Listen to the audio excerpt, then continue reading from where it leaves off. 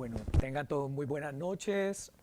Lo primero, agradecer al doctor Oscar Peña por esta generosa invitación y agradecer a PEC que esté contribuyendo a que todos los peruanos conozcan de primera mano el tema del derecho probatorio en general, del razonamiento probatorio, de la inteligencia artificial y del manejo de los sistemas expertos.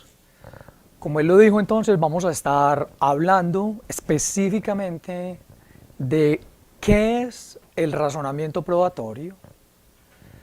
Luego vamos a enlazar ese concepto con qué es la inteligencia artificial. Y posteriormente vamos a estar introduciendo el sistema experto, juez inteligente, sistema experto que es propio de la inteligencia artificial y que asiste a los estudiantes de derecho, a los profesores de teoría de la prueba o de derecho probatorio o de razonamiento probatorio, a los abogados en ejercicio, a los fiscales y a los jueces en la construcción de inferencias probatorias con miras a enfrentar la difícil tarea de la valoración de la prueba judicial. Entonces, básicamente, ese razonamiento probatorio no es otra cosa que la construcción de inferencias, que la construcción de enlaces, que la construcción de conexiones entre las pruebas que las partes traen al proceso, pruebas que tienen como fin demostrar la ocurrencia o la no ocurrencia de un hecho, y esos hechos también están conectados, enlazados o unidos a las pretensiones o hipótesis que las partes traen al proceso judicial. Entonces, como veremos, de alguna manera el razonamiento probatorio lo que nos permite es enlazar pruebas con hechos y hechos con pretensiones o hipótesis. Ahora bien, hay que tener muy claro que ese razonamiento probatorio tiene un fin, y ese fin es básicamente responder una pregunta: ¿cómo hace un abogado? ¿Cómo hace un juez? ¿Cómo hace un fiscal? ¿Cómo hace un estudiante de derecho para valorar un conjunto de elementos de juicio, un conjunto de medios de prueba, un conjunto de elementos materiales probatorios, un conjunto de evidencias físicas? Es decir, ¿cómo hacemos para juntar esos medios de prueba que se presentan en un proceso judicial y darles un valor, no solo a cada uno, sino a todos en conjunto? Entonces, de eso se trata inicialmente lo que vamos a estar hablando, y el día de mañana vamos a estar ya trabajando directamente con el software, es decir, con el sistema experto juez inteligente. Entonces, básicamente, arranquemos dando una pequeña, digamos, como definición o descripción de lo que puede ser el razonamiento probatorio. Como podemos leer allí, entonces decimos que es el proceso, y miren que en color azul está subrayada esa palabra proceso.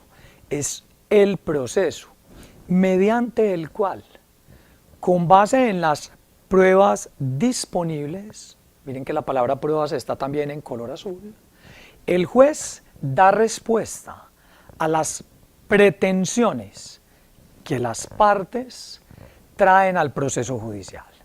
Y entonces miren cómo allí hay subrayado en color azul la palabra proceso, la palabra pruebas y la palabra pretensiones o hipótesis. Entonces, de alguna manera, señores, ¿qué es lo que tenemos que entender? Un proceso es una serie de pasos ordenada en la que introducimos algo, luego lo procesamos, es decir, hacemos algunas operaciones con esos insumos de entrada y obtenemos un producto de salida. Entonces, básicamente, pues aquí el producto de entrada, como lo vamos a estar trabajando, serán ingredientes tales como pretensiones o hipótesis, hechos jurídicamente relevantes, pruebas y obviamente aspectos estructurales de la prueba, tales como relevancia, pertinencia, credibilidad y peso probatorio. Pero quizás lo más importante de los ingredientes que tienen que ser ingresados en ese proceso son lo que conocemos como las máximas de la experiencia, es decir, las reglas de la experiencia o generalizaciones.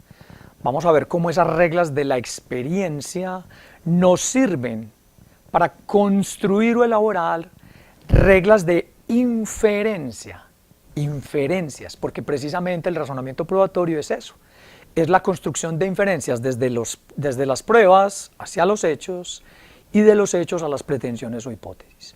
Entonces miren cómo ese proceso le ingresan una serie de ingredientes, de elementos, y luego lo que hacemos es procesar, manipular, combinar esos ingredientes en la manera como lo vamos a explicar, y el producto de salida es básicamente la valoración individual, pero sobre todo la valoración conjunta, que todos esos elementos de juicio o medios de prueba le dan a una pretensión o hipótesis soportándola con un determinado valor probatorio.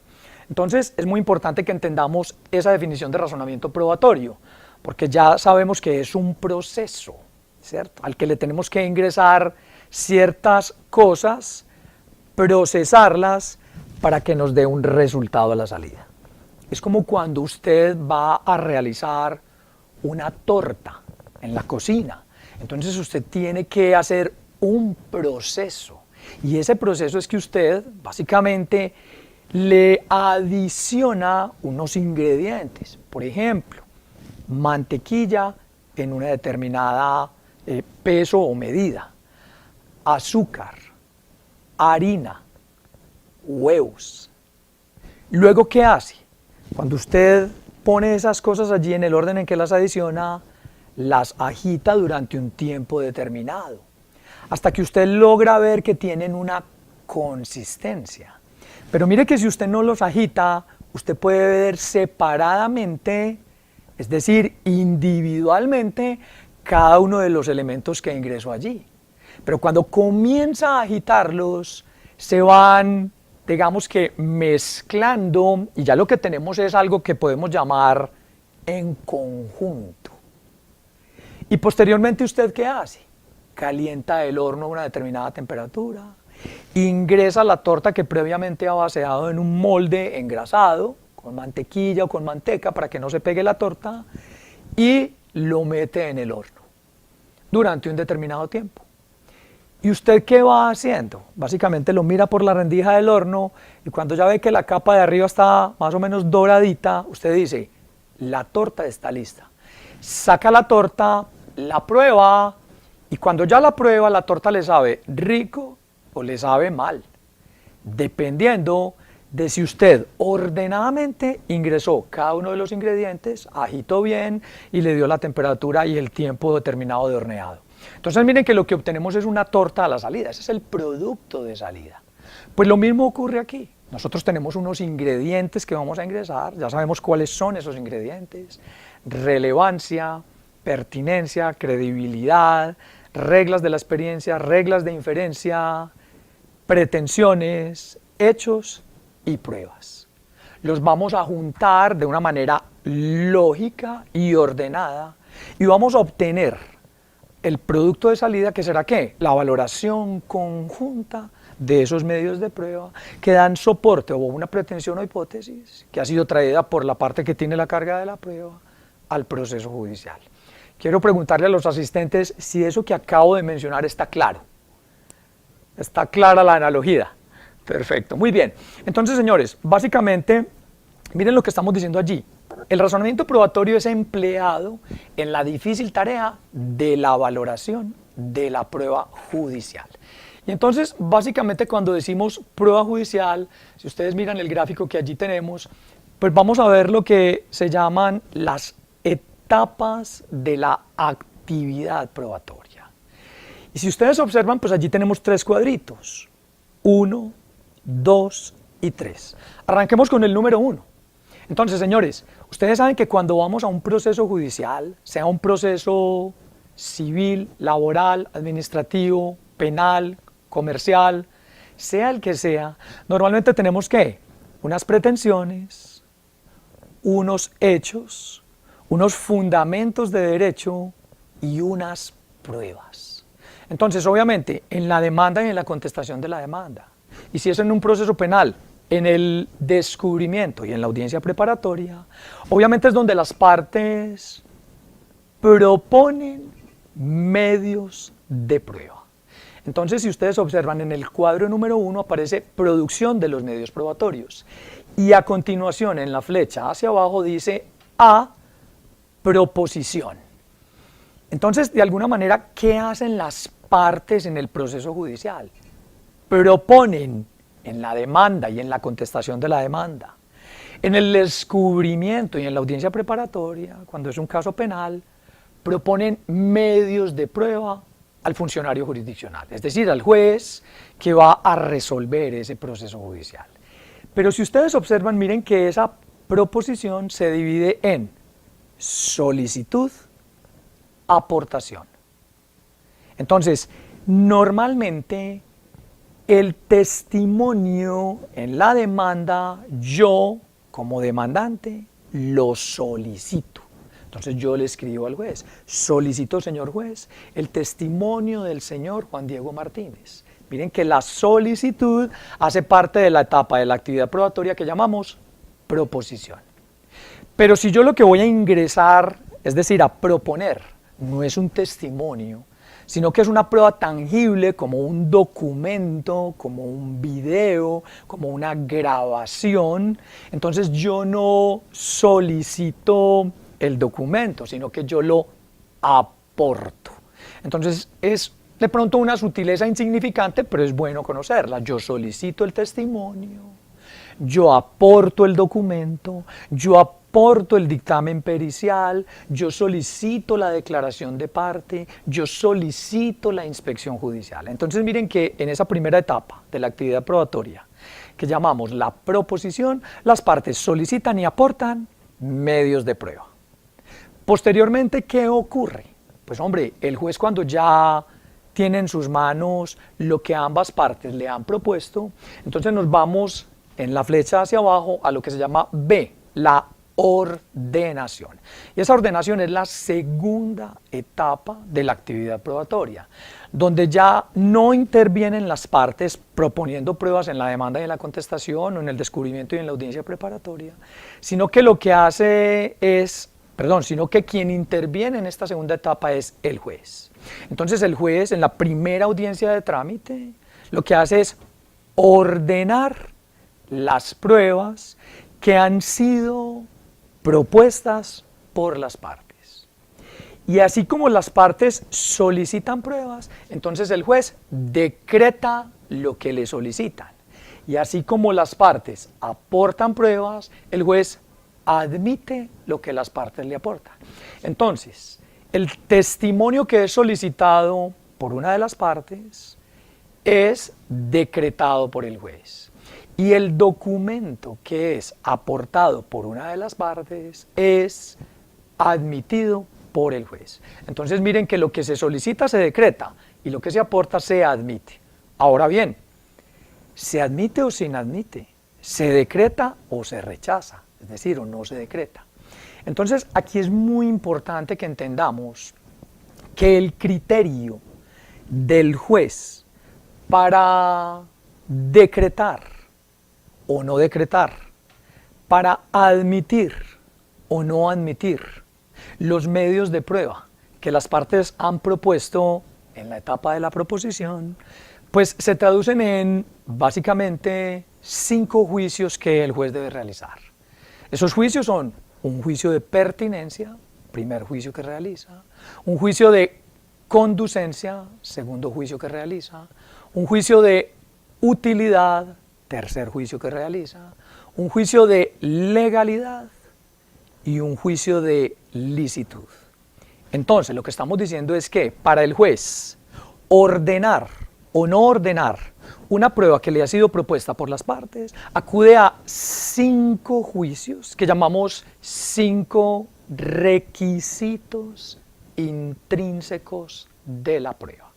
Repito, esos 5 criterios que emplea el juez para ordenar o para no ordenar lo que las partes le han propuesto, se llaman requisitos intrínsecos de la prueba. Y esos requisitos intrínsecos son, primero, pertinencia. Segundo, conducencia. Tercero, utilidad. Cuarto, legalidad. Y quinto, licitud. Y entonces vamos continuando con esto. ¿Qué es la pertinencia? ¿Cuándo decimos que una prueba es pertinente? ¿Cuándo decimos que una prueba es conducente? ¿Cuándo decimos que una prueba es útil? ¿Cuándo decimos que una prueba es legal? ¿Cuándo decimos que una prueba es lícita? Arranquemos con la pertinencia. Una prueba, entendida como medio de prueba, es pertinente si hace de la ocurrencia de un hecho de importancia algo más o menos probable de lo que sería si quitamos esa prueba. Voy a repetir eso. Una prueba es pertinente si hace de la ocurrencia de un hecho de importancia algo más o menos probable de lo que sería si quitamos la prueba. Entonces, si usted con una prueba en sus manos tiene un grado de convicción en relación con la ocurrencia de un hecho y esa prueba la quitan y ese grado de convicción sigue siendo el mismo, esa prueba no es pertinente. Pero si quitando la prueba su grado de convicción cambia, entonces esa prueba sí es pertinente. Por ejemplo, si su novio o su novia le dicen que lo quieren mucho o que lo aman mucho, y cuando le dicen eso, pues usted simplemente dice, ah, bueno, sí, gracias, yo también te quiero mucho. Entonces miren que el grado de convicción de su pareja en relación con la afirmación que usted le hace de que lo quiere mucho o lo ama mucho, es un grado de convicción tranquilo, normal. Ella o él saben que efectivamente usted lo quiere. Pero cuando usted es una persona que es muy detallista con su pareja, cuando usted es una persona que hace reír mucho a su pareja, cuando usted es una persona que semanalmente se aparece con un detalle para su pareja, miren que allí tenemos 3 pruebas que van a cambiar esa convicción de su pareja en relación con el hecho de que usted la quiere mucho o la ama mucho. Entonces miren que no es lo mismo. Y normalmente, ¿cuál es el reclamo de nuestras parejas? Nuestras parejas nos dicen, es que tú nunca tienes un detalle conmigo, entonces yo no sé si realmente me quieres tanto o no me quieres tanto. Entonces miren qué tan bonito. Esos detalles, ese buen humor que mantenemos con nuestras parejas, esa llamada casual sin que esa persona espere esa llamada, mire que son pruebas totalmente pertinentes, porque hacen de la ocurrencia del hecho de que usted ame o quiera más a su pareja, algo que más probable que si usted no lo hace. Si usted no le hace esa llamada, si usted no tiene esos detalles, si usted no hace sonreír a su pareja, si usted no la acompaña en los momentos difíciles, miren que de alguna manera eso tiene mucha conexión con el hecho que usted afirma de que quiera a su pareja o no quiera a su pareja, ame a su pareja o no la ame. Entonces, si quitamos esos detalles y a su pareja realmente le da lo mismo, es porque esos detalles no son pertinentes en relación con el hecho que usted le manifiesta de que lo ama o que lo quiere.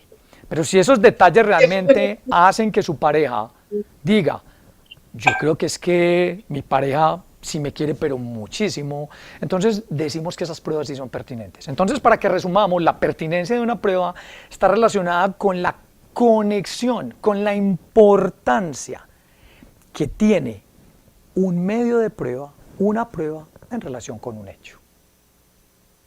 No sé si eso está claro, le pregunto a los asistentes. ¿Está claro el ejemplo? ¿Se entiende?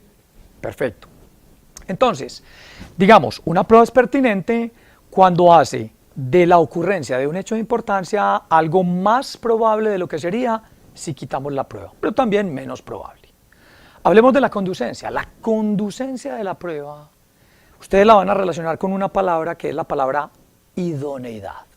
Y entonces decimos que la prueba conducente es la prueba que el legislador de aquí de su país ha señalado como la prueba idónea, como la prueba ad substantiam actus, como la prueba óptima para demostrar un determinado hecho. Y obviamente esa conducencia con esa palabra idoneidad la vamos a enlazar con un sistema de valoración probatoria que se llama la tarifa legal.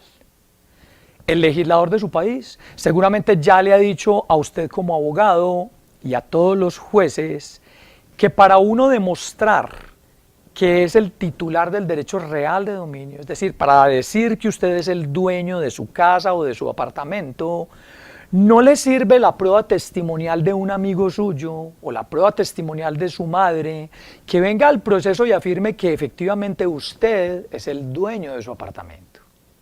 El legislador señala que la prueba idónea, que la prueba conducente es la escritura pública debidamente registrada ante funcionario público en ejercicio de funciones públicas. Entonces miren que uno no puede probar ciertos hechos como quiera. No tenemos esa libertad probatoria, porque ya el legislador ha señalado cuáles son los medios de prueba conducentes, es decir, cuáles son las pruebas idóneas para demostrar un determinado hecho en el proceso judicial. Por ejemplo, la prueba de la costumbre mercantil local le exige que usted traiga 2 comerciantes inscritos en la respectiva Cámara de Comercio del distrito, de la municipalidad, que vengan aquí y afirmen que efectivamente hacer así en un negocio significa que el negocio ha sido realizado. Entonces, de alguna manera, la misma ley, cuando nos habla de la prueba conducente, nos está diciendo, señor juez, usted no es libre de valorar la prueba. Yo ya anticipadamente le estoy diciendo cuál es la prueba idónea, cuál es la prueba conducente para demostrar un determinado hecho de importancia al interior de un proceso judicial.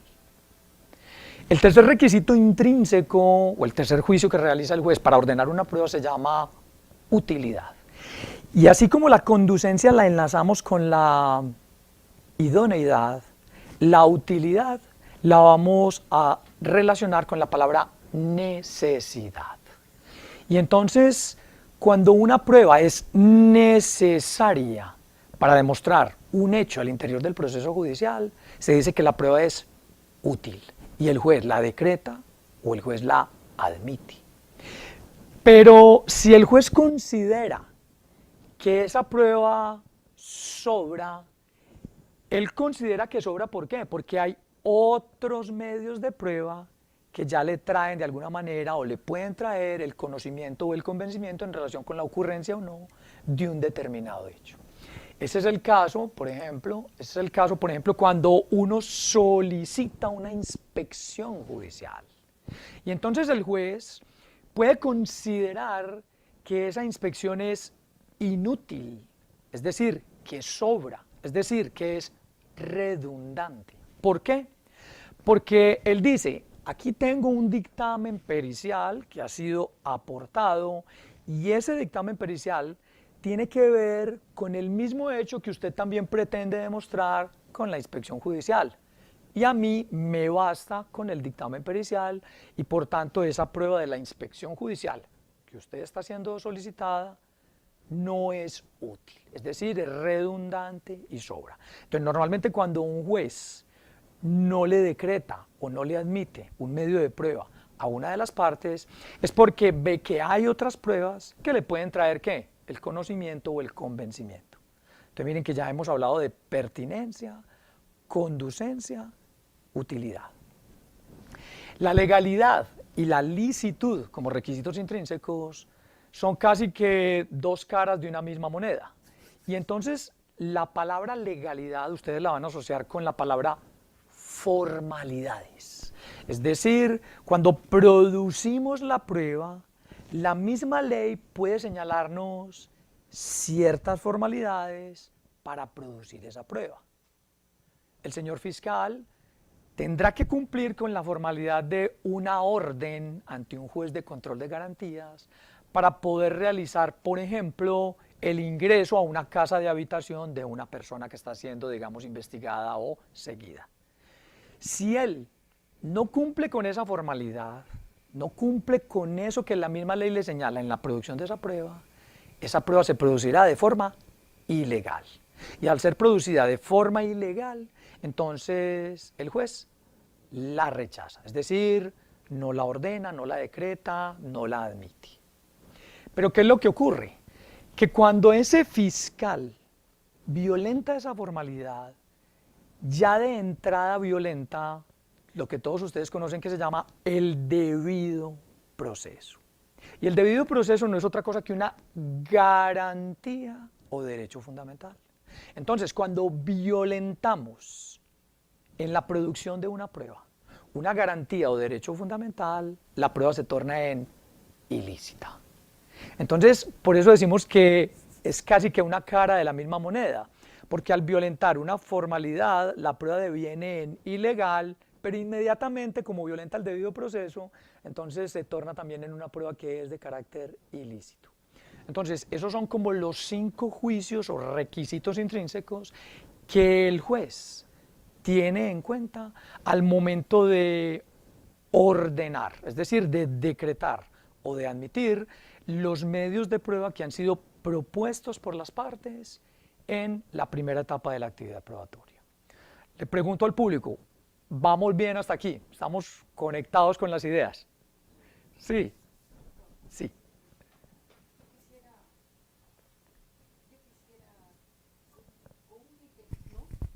No lo capté muy bien, disculpe. Sí. En conducente, para determinar una prueba, un ejemplo así claro, chiquito, ¿cuál sería? Perfecto. Usted sabe que las personas tienen bienes, y hay bienes muebles y hay bienes inmuebles, ¿cierto? Entonces, en relación, por ejemplo, con los bienes inmuebles, para que usted pueda decir que usted es la dueña de su casa o de su apartamento, usted tiene que tener una escritura pública debidamente registrada, en la que lo que consta allí es la forma como usted adquirió o consiguió ese bien inmueble, ¿cierto? Perfecto. Entonces, supóngase que usted no tiene la escritura, de alguna manera, y entonces usted en un proceso judicial lleva a un testigo que es vecino suyo de toda la vida, o lleva a su mamá, es decir, es una prueba testimonial. Y ese testigo le dice al juez, yo como testigo vengo a decir que ella es la dueña de ese apartamento. Esa prueba es inconducente, porque la ley señala que la prueba conducente es la escritura pública debidamente registrada. Si usted quiere probar la costumbre mercantil local, entonces puede ser que usted vaya aquí a la calle, ¿cierto? Y vea a un señor que vende dulces o que vende helados, ahí, parado en la calle. ¿Ese es un comerciante o no? ¿Cierto que sí? Realiza actos de comercio. Entonces usted le dice, venga a este proceso y diga que aquí la costumbre mercantil es esta. Esa prueba es inconducente, porque ya el legislador dice, no, ese es un comerciante, pero yo necesito uno no tan informal, sino uno que esté inscrito como comerciante en la Cámara de Comercio del respectivo distrito. Aquí tienen cámaras de comercio, me imagino. Y las cámaras de comercio, ¿qué es lo que hacen también? Certificar la costumbre mercantil, porque hay muchísimas costumbres mercantiles. Entonces, de alguna manera, es el mismo legislador de tu país el que le está diciendo al juez cuál es el medio de prueba idóneo, conducente, para demostrar un determinado hecho. Entonces allí es donde si tú llevas una prueba que no es idónea o que es inconducente, el juez en la ordenación te rechaza esa prueba, no deja que entre al proceso. ¿Listo? Gracias, doctor, muy amable. ¿Ya quedó claro? Sí, clarísimo. Bueno, perfecto. Muy bien, entonces miren que ya hemos hablado de esa primera etapa de la actividad probatoria llamada proposición, Miren que esa segunda se llama ordenación, y en la ordenación, ¿qué tuvimos en cuenta? Los requisitos intrínsecos de la prueba. Les voy a pedir el favor que guarden mucha atención del requisito intrínseco de la pertinencia. ¿Por qué, colegas? Por la siguiente razón. Si una prueba es lícita, es pertinente. Si una prueba es legal, es pertinente. Si una prueba es útil, es pertinente. Y si una prueba es conducente, es pertinente. ¿Listos? Entonces, de alguna manera, la pertinencia como requisito intrínseco de la prueba va a ser nuestro primer ingrediente de importancia en el razonamiento probatorio. Lo vamos a estar manejando muchísimo. Entonces, de alguna manera, la mayoría de las personas no prestan mucha atención a la pertinencia en el sentido de asignar un valor de pertinencia. ¿Por qué? Porque eso es algo como novedoso, digámoslo así. Sino que un juez simplemente dice, bueno, esta prueba testimonial yo todavía no la he practicado o evacuado o desahogado, pero de ser cierto lo que vaya a decir este testigo, pues va a guardar relación o va a tener una conexión con un hecho. Y por ende la admito, perdón, la decreto o no la decreto. Pero vamos a ver más adelante que en el razonamiento muy probatorio va a ser muy importante que nuestros jueces y ustedes como abogados asignen valores de pertinencia a cada una de las pruebas. ¿Por qué, señores? Porque no todas las pruebas tienen la misma pertinencia, ¿o sí? ¿Cierto que no? No todas las pruebas son igualmente pertinentes. Habrán unas que tendrán mayor pertinencia y otras menor pertinencia, ¿cierto? Como es el caso de los dictámenes periciales, ¿cierto? Miren que en la mayoría de los procesos judiciales donde ustedes han estado, cuando se presentan los expertos, los peritos, entonces de alguna manera los jueces consideran que esas pruebas, como son pruebas de carácter normalmente científico, pues hombre, tienen, como digámoslo así, mucha conexión con los hechos que se pretenden probar al interior del proceso judicial. De alguna manera con los testigos. Uno diría, bueno, un testimonio puede que no sea igualmente pertinente que lo que va a decir un perito. De alguna manera, cuando uno ve un perito, uno podría decir que el perito, como lo dijo ayer uno de los profesores, es una persona que declara. Él dijo, no es un testigo. Pero uno sí podría decir que de alguna manera es un testigo experto, ¿cierto? ¿Por qué? Por una razón muy sencilla. Supóngase que hay un perito psicólogo que evalúa a una menor de 12 años en relación con una afectación de carácter psicológico que ella tuvo, por ejemplo, porque un perro mordió su cara, por ejemplo, porque una persona la tocó, hizo actos de tocamiento. Entonces, miren que ese perito va a tener un contacto con esa niña. Entonces, de alguna manera, ese perito también sería como un testigo de ese comportamiento posterior de esa niña. Él lo está percibiendo en cámara Hetzel ahí, y obviamente a través de los interrogatorios y la batería de cuestionarios que le realiza, él está percibiendo sus reacciones en los ojos, en la cara, su comportamiento. No sé si me entienden. Entonces, de alguna manera, él sí es testigo de algo. Y es testimonio de eso que no le consta sino a él, que lo percibe allí cuando le realiza esas preguntas a esa menor. Entonces, es importante que entendamos que de alguna manera ese testimonio pues hace alusión en general a la prueba de carácter testimonial. Es decir, cuando uno llama testigo, entonces uno está hablando de lo que conocemos todos como el órgano de la prueba o el perito, ¿cierto? Pero obviamente ambos ofrecen ¿qué? Prueba testimonial. Es decir, tanto la parte como el perito como el testigo ofrecen prueba testimonial. Es decir, hablan ante un juez y de lo que hablan es de ¿qué? De los hechos de importancia, es decir, de los hechos jurídicamente relevantes o hechos controvertidos o hechos que son tema de prueba. Muy bien. Entonces, de alguna manera, señores, vámonos a la siguiente etapa de la actividad probatoria, que es la práctica de la prueba. Miren que en la práctica de la prueba, ustedes la llaman desahogo de la prueba, en Ecuador creo que la llaman evacuación de la prueba, en México la llaman desahogo, en Colombia la llamamos práctica de la prueba, y obviamente la práctica de la prueba es cuando en la etapa de la ordenación el juez, una vez ordena las pruebas, fija fecha, hora y lugar para la práctica, el desahogo, la evacuación de la prueba. ¿Listos? Entonces, básicamente, esa práctica de la prueba es muy importante. ¿Por qué, señores? Porque en la práctica de la prueba es cuando el juez tiene contacto. ¿Con quién? con las partes, cuando declaran, con los testigos, cuando declaran, y con el perito, cuando declara.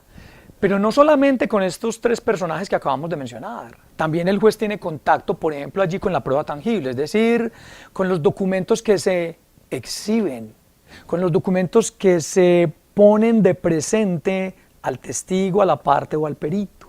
Entonces miren que de alguna manera el juez allí en la práctica de desahogo o evaluación de la prueba tiene un contacto directo con esas pruebas que están hablando, que están diciéndole algo.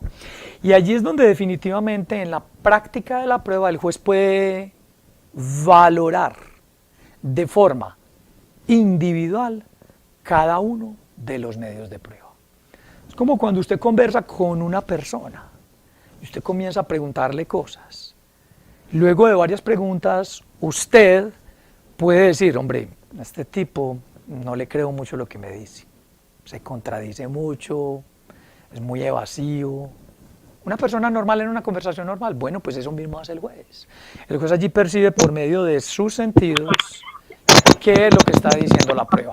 Entonces, de alguna manera, señores, allí es muy importante entender que tenemos algo que se llama el principio de inmediación, y ese principio de inmediación es el que le permite al juez practicar personalmente la prueba en presencia de las partes. Entonces, digamos que allí es donde el juez valora de forma individual cada una de las pruebas que han sido propuestas y ordenadas. Es muy importante que tengamos eso en cuenta.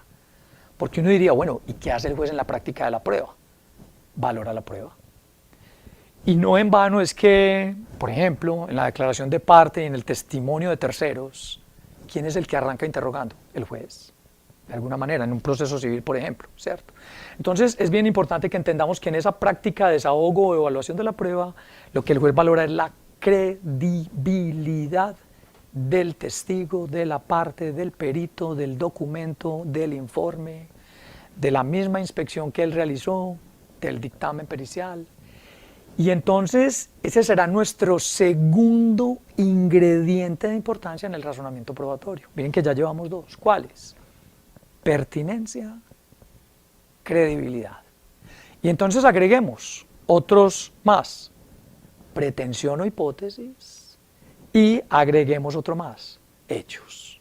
Entonces miren cómo tenemos ya 4 ingredientes que luego vamos a mostrar cómo los vamos a procesar para construir esas inferencias probatorias que nos van a permitir valorar un conjunto, una masa de elementos de juicio o medios de prueba. Muy bien. Si ustedes observan allí a mano derecha, luego de práctica de la prueba, que es lo mismo que desahogo o evaluación, miren que dice valoración individual de las pruebas. Entonces ya les queda ahí, pues obviamente esto les va a ser entregado a todo esto que estamos exponiendo, a todos les va a llegar este grafiquito, que es bueno que lo tengan allí, que lo compartan, es decir, que lo tengan allí, que lo compartan sobre todo.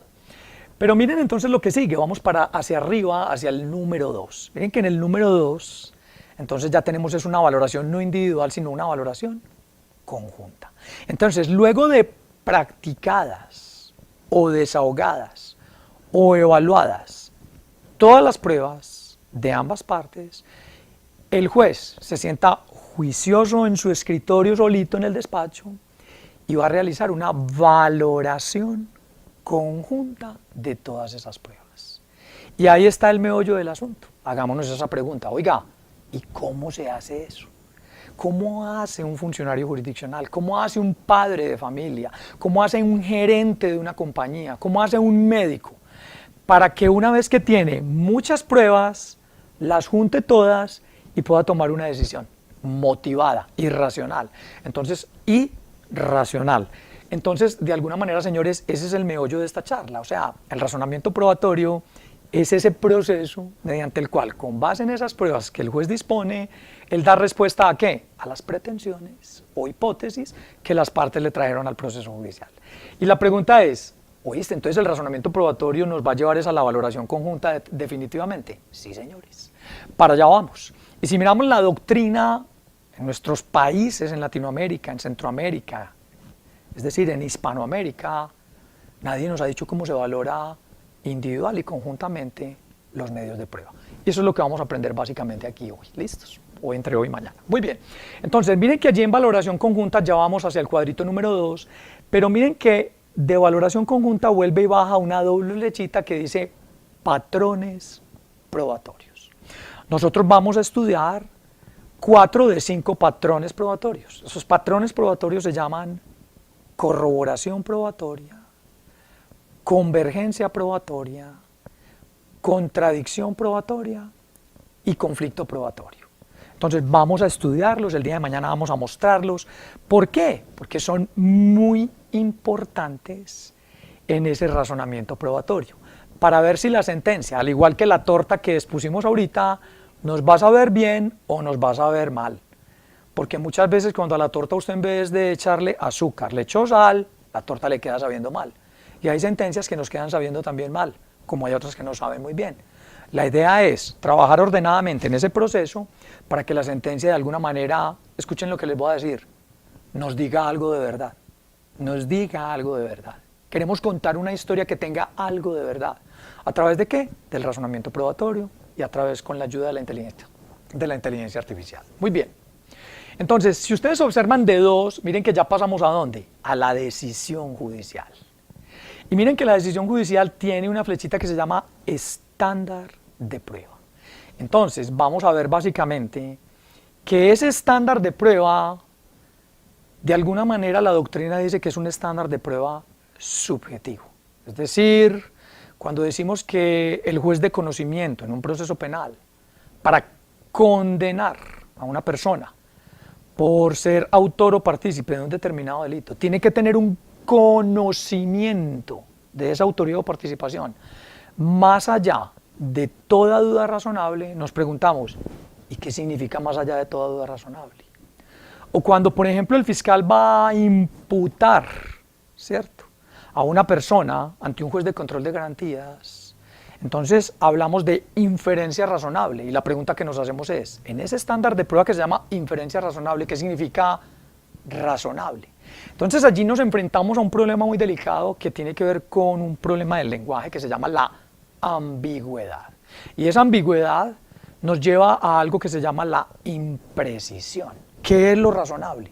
¿Lo que usted diga o lo que yo diga? Es como cuando uno dice, hay que hacer el bien. Entonces uno dice, ¿y qué es el bien? Entonces miren que hay ciertas palabras que empleamos en el lenguaje que son imprecisas, son ambiguas, son borrosas, son difusas. Y entonces vamos a aprender cómo manejarlas a través de lo que llamamos la lógica difusa. ¿Listos? Entonces miren que allí aparece el estándar de prueba. Entonces de alguna manera ese estándar de prueba es el que le dice al juez, señor juez, si la torta tiene un sabor dulce, entonces la torta está bien cocinada. Si la torta no tiene un sabor dulce, entonces la torta no quedó bien combinada. Entonces, de alguna manera, miren mi mano, el estándar de prueba es un umbral, un límite, que por encima de él el juez toma una decisión y por debajo de él el juez no toma esa decisión. Entonces, es como cuando usted está aquí en el mar, ¿cierto? Se para allí en Miraflores y usted ve el atardecer. Pues mire que usted ve una rayita allá al final. Ese es un umbral, una línea. Y obviamente el sol va bajando y llega un momento en que usted ya no ve nada. Entonces, decimos que de alguna manera el estándar de prueba es un umbral, un nivel, digámoslo así, de suficiencia que se logra obtener por los medios de prueba en relación con hechos y en relación con una pretensión que está queriendo ser demostrada por dichos hechos. De eso vamos a hablar entonces también ya más adelante. Muy bien, entonces hay que aclarar, señores, que de alguna manera en el razonamiento probatorio lo que estamos haciendo es valoración conjunta de los elementos de juicio. Es decir, valoración conjunta de las pruebas.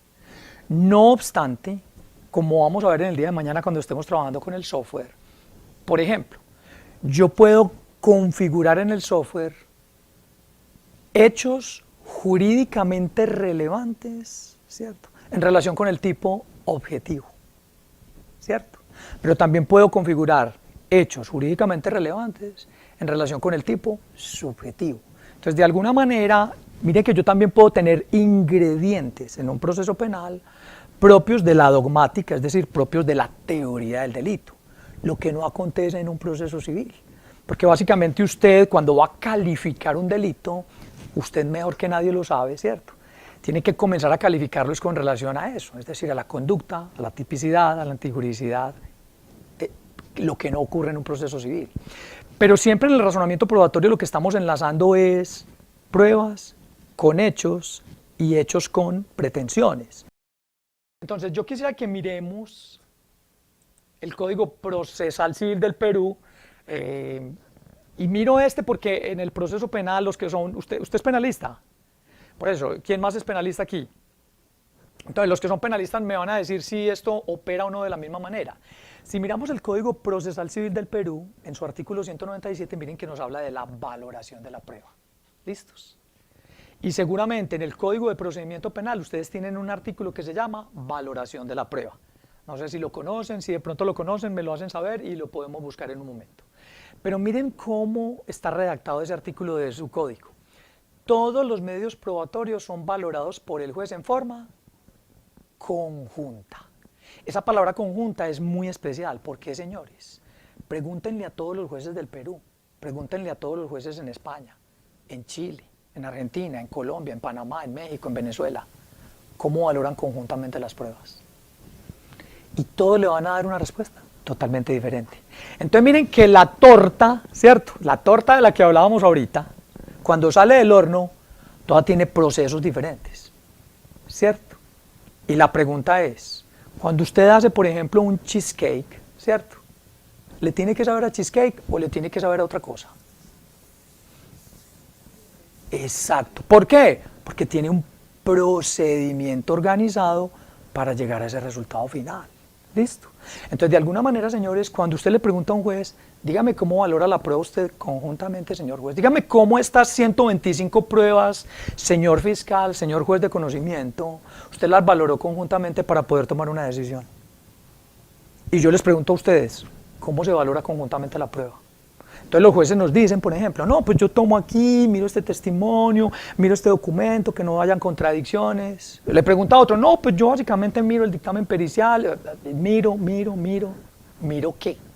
Y no solo miro qué, luego cómo combino todo, o sea, el dictamen pericial con el documento con la inspección judicial, el testimonio número 1 con el testimonio 18, el testimonio 27 con el... No sé si me entienden a dónde vamos. Es decir, la valoración conjunta es una tarea muy difícil. Por eso es que se hace necesario una calculadora para meterle los datos, ¿cierto? Que no son uno, sino que son 125 pruebas, y que ella haga un cálculo rápido y preciso. Porque es que si no, yo tendría que, o sea, en la mente es muy difícil manejarlo. Entonces, miren el primer problema, pero no solo del Código Procesal Civil peruano y Procesal Penal peruano, de todos los códigos de toda Hispanoamérica. Entonces,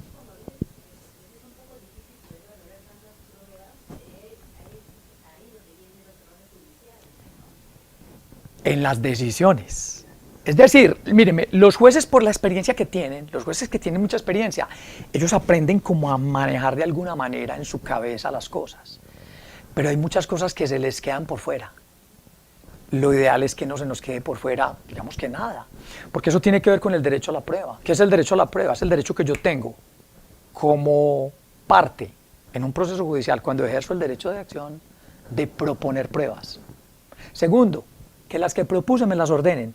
Tercero, que las que me ordenen me las desahoguen, practiquen o evalúen.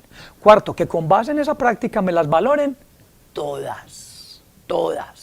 Y que con base en esa valoración de todas me digan cuál fue la decisión, es decir, me motiven la sentencia. ¿Cómo se llama eso? El derecho a la prueba. ¿Y el derecho a la prueba es una qué? Garantía o derecho fundamental. Entonces, eso es bien importante. Entonces, miren lo que estamos diciendo. Todos los medios probatorios son valorados por el juez de forma conjunta. Y miren lo que nos dice, utilizando su apreciación razonada. Vamos a cambiar la palabra apreciación aquí en vivo e indirecto por la palabra valoración, ¿les parece? Vamos a hacerle una reforma a ese artículo aquí con el permiso de ustedes, ¿listo?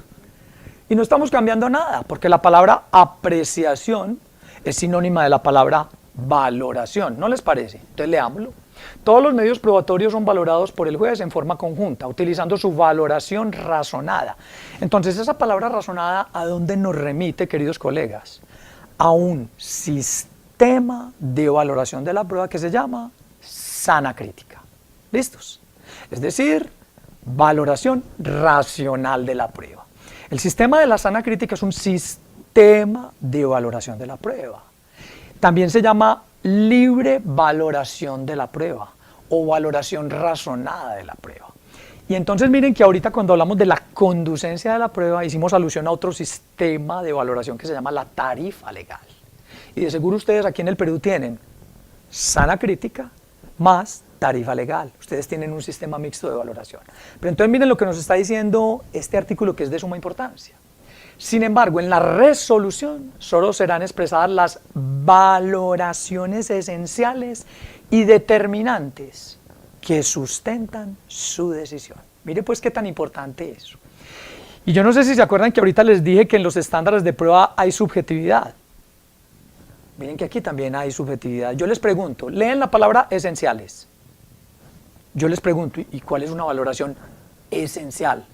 Puede que la valoración esencial para el juez número 1 sea una y la esencial para el juez número 3 sea otra, o sea, no sea tan esencial. Entonces miren que siempre en las normas jurídicas, en las prescripciones normativas, va a haber ambigüedad en el lenguaje.